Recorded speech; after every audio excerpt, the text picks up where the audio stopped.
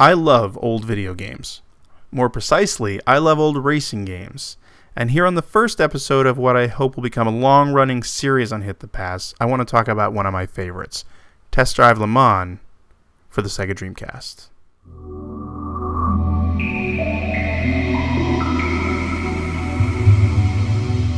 Test Drive Le Mans was easy to overlook for loads of reasons. Mainly, it was from Infogrames, which had never really distinguished itself in North America.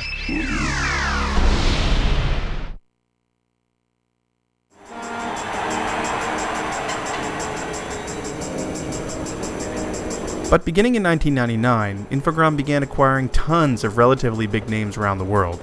Ocean, Gremlin, Beam Software, GT Interactive, Accolade, and Hasbro Interactive, which held the rights to the remnants of the Atari name and software library. And honestly, Test Drive? While the label had enjoyed a slight resurgence in the late 90s, no one was really lining up to buy Test Drive games.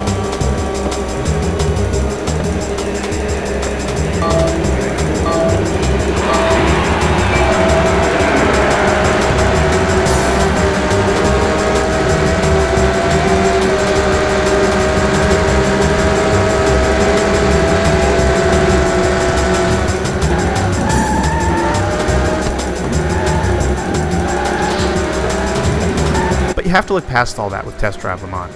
Sports car racing had never been really well represented on consoles, and here was a game that took its name from the granddaddy of all sports car races, the ultimate test of man and machine, the 24 Hours of Le Mans.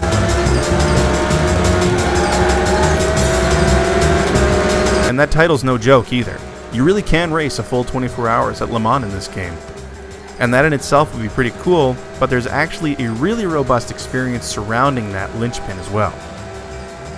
Test Drive Le Mans offers a bunch of sports car series, driving open and closed cockpit prototype style cars, as well as more stock sports cars, all licensed.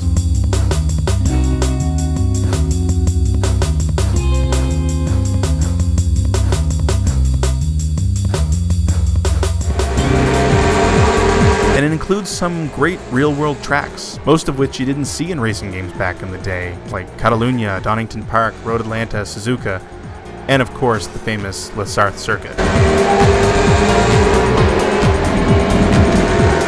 Visually, this game was stunning. Remember, 2000 was that period where the PlayStation was feeling really old and the PlayStation 2 was just around the corner. The Dreamcast lived in that weird space where it felt extremely technologically advanced at the time, and Test Drive Le Mans took advantage of that extra power.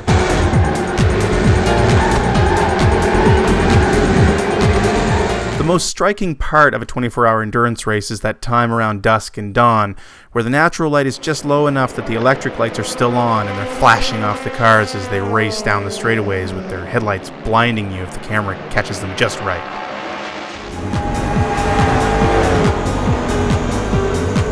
Test Drive Le Mans captures those moments superbly. It's so great to see the sky transition from day to night and back again, and watch the cars come speeding toward you in the replay with their headlights blazing.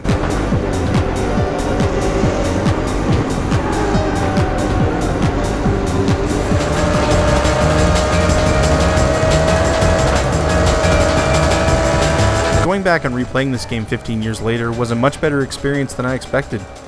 It took a while for my Gran Turismo-soaked brain to grasp the slippery arcade physics, but once I did, wow, this game is still just loads of fun.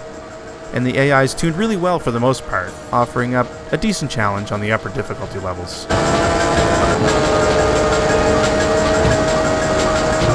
This game is ridiculously undervalued nowadays, with the Dreamcast version usually going for under $10, and the equally awesome PlayStation 2 game seems to be even more inexpensive. Just avoid the PlayStation 1 version at all costs. You're not getting Gran Turismo or Forza, but you are getting an extremely solid arcade racer that was way ahead of its time. Thanks for watching. I'm Greg Stewart. Join me next time when I'll dig out another great racing game from the past.